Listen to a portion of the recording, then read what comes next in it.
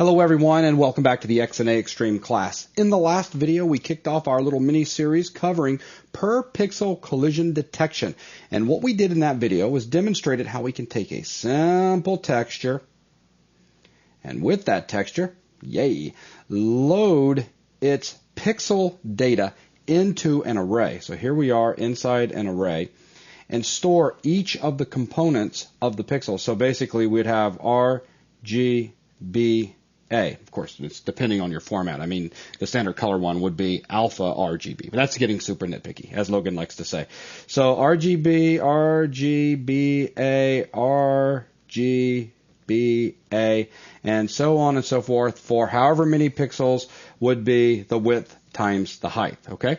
Now, we're able to access any one of these elements in the array and ask, hey, what value are you? And this allows us to check, what the R value is, the green value is, or more importantly, in our case, what the alpha value is.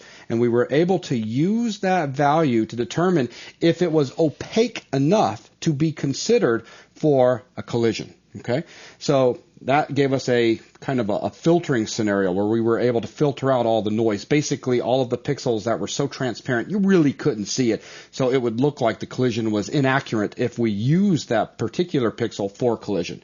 Anything you want to add to this, Logan? Exactly. That's just saying that you wanted to check the transparency of each individual pixel and make sure that it was opaque enough to be considered for collision. That's right. So now that we have an understanding of how we can take texture data or pixel data from a texture and load it into an array, let's take things a step further. Let's go ahead and start looking at how to do actual per pixel collision detection between two sprites. Now, the first thing you need to know is that this is a two-stage process. Let me go ahead and get that out of the way. So, two-stage process. The first, and this is extremely important, is that we're going to be doing a rectangular comparison. So I'll just put rect comp. So that's a rectangular comparison, and here's why. Let's say that we have a texture, or excuse me, let's say we have a sprite down here and a sprite up there. So here we are with an asteroid moving down and our spaceship, maybe he's moving over to the right at the moment, okay? Do we really want to look at every single pixel inside of our spaceship and compare that to every single pixel that is inside the sprite representing our asteroid and check to see if they've collided, if they're maybe 60 pixels apart from each other? No, we certainly wouldn't want to, because in that case, it is irrelevant as to what texture is within each of those. We know just by looking at their bounding boxes that the bounding boxes don't even collide yet. Precisely. So our first step is just going to be a rectangular comparison between the two sprites to see if we do indeed have an intersection. And then if we have an intersection, we can step into the next stage, which is where we're going to do the actual pixel comparison. So only after we have verified that the bounding boxes are in fact intersecting, then we go ahead and drop down to the pixel level and see if the pixels might be overlapping. Exactly. The visible pixels. And this is much more efficient than going through every single pixel, comparing the alphas against our threshold, and then comparing those values with the values of the other sprites. You can see where that would quickly become disastrous for our performance if we had 600 asteroids rolling towards us and we've got to compare all of our pixels against all of those pixels. Wow, what a nightmare. So suddenly, instead of having 600 asteroids, your engine can now only support 6. Exactly. And even then it starts to kind of stutter just a little bit. So what I'd like to do is take a look in this video at an overview of the entire process. So let's go ahead and delete all this out. So first thing I'm going to do is create a couple of very well-drawn sprites. So far, so good. I guess I could hold the shift key down, but where's the adventure in that?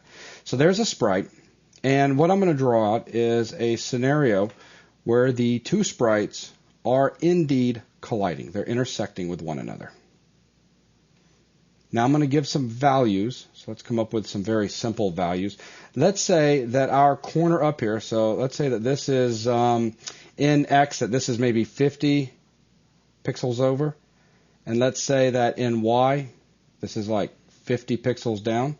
So up here, let's see, somewhere like right here is going to represent 0, 0. Does that make sense, Logan? So that's the origin on the This screen. is the origin on the screen. Top Absolutely. left-hand corner of the screen. Yeah. So let's say that our textures are going to be, 50 works really good. So they're going to be 50 by 50. So that's their width and their height. So obviously, if this guy is at 50 in the y direction there, then down here he's going to be at 100. Right, because we have the top starting at 50, we have the height of the texture going another 50, which results in 100. Precisely. Now, since this is 50 units over, I've already given away the answer. Absolutely no fun. That means we're going to be at 100 over here. Okay, so now let's go ahead and give some estimated numbers as to where this guy's y value is. So let's say that he's at, maybe 80? Right, let's say that both the sprites have the same width and height. Right. So he's not on the far right edge of the other sprite. He's instead intersecting back in a little bit. So let's say he's back maybe 20 pixels into the other sprite. Good. So that would give us a value of 80. And then we'll do the same thing up here. Okay, so now coming out over here, very simple to figure. Again, just take 80, add 50 to it, and what do we have, 130? Yep, it would be 130 for that. I'm glad I have my human calculator sitting by me right now. Otherwise, I'd be in so much trouble. All right, then going down, also 130, since we're keeping all of our numbers nice and even. Now, I have set this up just so that you guys can see an overview of how we're going to grab the rectangle of the intersecting area between these two sprites. Now, let's set up something else. Over here in magical memory land, we have two textures. These are the textures that have been applied to our two sprites. So what I'm going to do is call this guy texture A, and I'm going to call this guy texture B. All right, and then over here we can call this guy sprite A and sprite B. All right, so now that we've got a whole bunch of coordinates laid out and we know how they're intersecting, etc., what we need to do is we need to get this rectangle right here, okay? And in the next video, we're going to talk about how exactly we get that rectangle. But let's just say right now, since this is an overview, we get this rectangle. So this rectangle is then, so here we are, we're sitting with the rectangle. I'm just drawing it out over here just so that we can see we've got that particular rectangle. Now, it's not that we have pixel data in the rectangle. I don't want anybody to get confused here. We have a rectangle that has an x and a y coordinate. That is, hey, it's my good friend again. Go away. Has an x and a y coordinate that if we look carefully at it, what is it going to be? Well, its x is going to start out. As a matter of fact, Logan, if this doesn't get too, what I'm going to do is this. If this isn't too confusing, I'm going to just drag this out of the way. Watch this. Everybody bear with me here. The beauty thing about doing these lectures, I can say, hang tight. So let's take this guy and let's drag him out of our way over here. Because now I can focus on his numbers. So this coordinate, the coordinates describing this rectangle would be what? Well, let's take a look. We've got y for the upper left-hand corner would be 80, and x for the upper left-hand corner would be 80. So correct me if I'm wrong, but we're looking at 80, 80. Which would make sense because visually that rectangle is laying on the top left of the sprite B. Exactly. Now we need to figure out the bottom corner. And in a sense, I'm very loosely giving away how to even come up with this to begin with, exactly. Which is kind of funny. But I will throw this out there. Keep in mind that while this makes it look very simple to get that, don't be too misled by the corners because right now this example conveniently drops our intersection rectangle on the corners of the two sprites. That's right. Do not get used to relying on those corner points. That's right. And we're going to talk about that in the next video. So take a look at this. Now we need to get this bottom right-hand corner right here. So again, what do we got in x? Well, the x would be all the way across 100. So we know it's going to be 100, comma. Now what do we have in this direction here? Well, if we trace it all the way back to the left, lo and behold, we have 100. All right, so now we have a rectangle that has coordinates that's just sitting there in our game, in memory. Now one thing to point out, the coordinates that you use to describe that rectangle would give an x and y one value. So you have your 80 by 80 point, and then you have another point that's at 100 by 100. But the rectangles in XNA are described in the format of x, y, and then followed by a width and a height. That bottom right point isn't actually described in the rectangle itself. So if we wanted to describe this as an XNA rectangle, 80 by 80 works for the x and y of the rectangle, but what would be the width and height? Well, we could just look at those points and see that, well, there's 20 difference between the two. Exactly. And how did we come up with that? Well, this up here would be x1, comma, x again, that was funny, y1. And then down here, we're dealing with x2, comma, y2.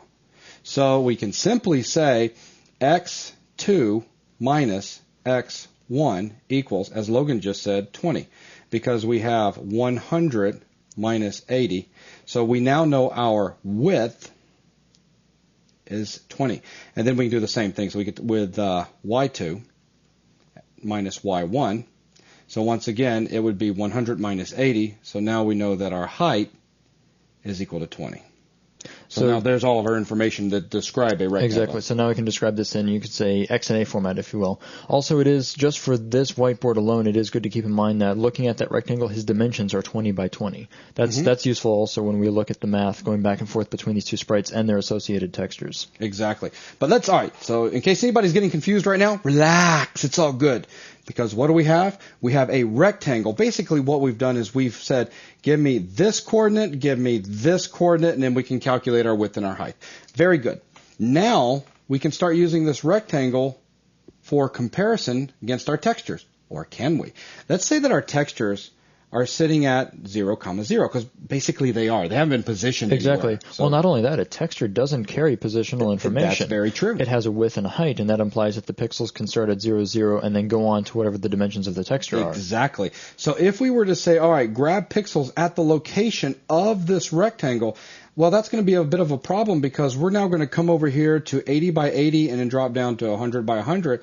So we're going to be reading right here. And that's far off of the texture. We don't have an 80 by 80 in a texture that's only 50 pixels by 50 pixels. Exactly. So what we really want to do is we want to read this area right here because that area is this area of that particular rectangle. So in a sense, what we're trying to do is we're trying to match the visual pixels that are seen laid out on the screen. We're trying to match that back to the zero-based coordinates of the individual textures. That's right. So how do we do it? Well, we normalize this rectangle down here relative to each of our sprites, okay? And we do that by simply subtracting the distance from 0, 0 out to the corners right there, okay? So in this particular case, so the first one, and that right there will normalize this box to this first texture, sprite A, okay? So let me erase all that. So let's take a look at it. So the corner right here, 80, 80. So if we took 80, and where are we at right here? We're at 50, 50, right? So if we took 80 for x and minus 50, okay, then what are we left with? We're left with 30. And same thing over here. So if we have 80, and again, minus 50, because again, it's nice and even, that's going to give us 30. So our first position, normalizing this against sprite A, is going to be an x of 30 by 30. Well, starting at 0 by 0, 30 is, and these are 50 wide, 30 is going to put us about right here, right? Right. About that. Not drawn perfectly to scale. No, of course not. The idea is it's going to be right on that side versus the very top. Or exactly, or closer to 0 or whatever. Exactly. So, all right, now what we need to do is we need to subtract away the y value. So if we take 80 by 80, well, actually, hang on. Still going with the first guy, 30 by 30, we need to come up with our... Well, actually, that's that's everything. I think where you're getting tripped up is you're looking for another value, and you've already drawn two pairs of 80 and 50. I've already got everything I got because we have our width and our height. So we're at 30 and we're at 30. What I was doing is I was actually calculating both of these at the same time. So if we're already right here and we have a width and a height, we've already got this. Right, and that width and height we'd already figured out to be 20 to 20 So if we go 20 over, where are we at? We're at our 50 over. And if we're 30 here and we go 20 down, where are we at? We're at our 50 down. So there's our texture that's 50 by 50. And now we're looking at this area on the texture. So we're looking at the correct pixels now. What I was just doing a second ago that was really starting to trip me up is I was actually calculating both of these at the exact same time.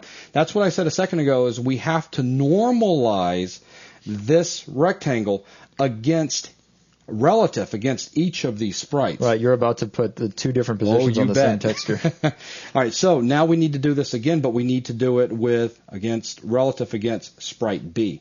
So with sprite B, once again, what are we going to do? We're going to take 80, 80 for our rectangle that's sitting out there in memory, and we're going to take away its x1 value. So that means we're going to come in here and we're going to say 80. Well, where is this corner at? He's at 80 by 80, so check this out. So 80 minus 80 to get my x value, which is 0, and 80 minus 80 to get my y value, which is 0. And once again, we have a width and a height, knowing that it's 20 by 20. So once again, we have everything we need, and this was relative against sprite B. So that is what? Texture B that we're going to be referencing. Check this out. It starts at 0, 0, 0, 0, and we know to go 20 over, 20 down. So we're looking at this area right here. So take a look at these two guys. That guy. So we have two rectangles now positioned on these textures that are the same size but at different positions on the textures. Exactly. And what that's representing is that is the two sets of pixels that are on top of one another. So now the cool thing is, as we've already seen, we can load that pixel data. Boy, that's just absolutely horrible. So I'll put some extra special effects in there. There you go. It's nice and sharp. So we can load that pixel data into an array. So I'll just represent my array with two boxes. And then we can just start going pixel by pixel. So I can say, and we'll just refer to it as texture A. So I'll say texture A's index of, let's say, 0. So the very first one. Let's look at his alpha. So if it's greater than or equal to our threshold, I'll just call it TH because I'm out of space. And if texture B's sub-0, if his index, the very first one, alpha, so we're referring to this guy and we're referring to this guy, is greater than or equal to our threshold, then what have we just done? We have just verified that both of these pixels, one is on top of the other, they are both opaque enough to be considered for an actual collision. So at this point, we have just determined that these two pixels have collided. Exactly, and that's the only scenario where we have enough overlapping data to consider that a collision, because an opaque pixel against a transparent pixel is not a collision. That's right. A transparent pixel against a transparent pixel is not a collision. Only an opaque pixel against another opaque pixel counts for a collision. Exactly. And of course, we're just going to loop through everything, and in the last video, we saw how we could do the looping. So now we're going to do TA sub 1, and we'll just compare the two alphas, make sure that both of them are above the threshold, and if so, they've collided. But there you go. That's it in a nutshell. So to sum it up, what are we going to do? A two-stage process. We are first going to check by using a rectangle comparison that we'll talk about in the next video, how exactly we'll do it, to make sure our sprites are indeed intersecting before we look for a pixel collision. Okay, so once we see that they are indeed colliding, then what we need to do is we get this rectangle that we have seen right down here. So we get the rectangle out, then we normalize that rectangle against each of its sprites, so basically relative to each sprite, and then we basically use that to come and grab out the correct pixel data from the relative texture. Then we do our comparisons, our pixel comparisons. Okay? So, Logan, is there anything you'd like to add into this? No, I think that sums it up nicely. Okay, so with that, that's going to wrap up this video. We'll go ahead and move on to the next, and in the next video, we're going to talk about how we get that rectangle. So that concludes the video. Thanks a lot.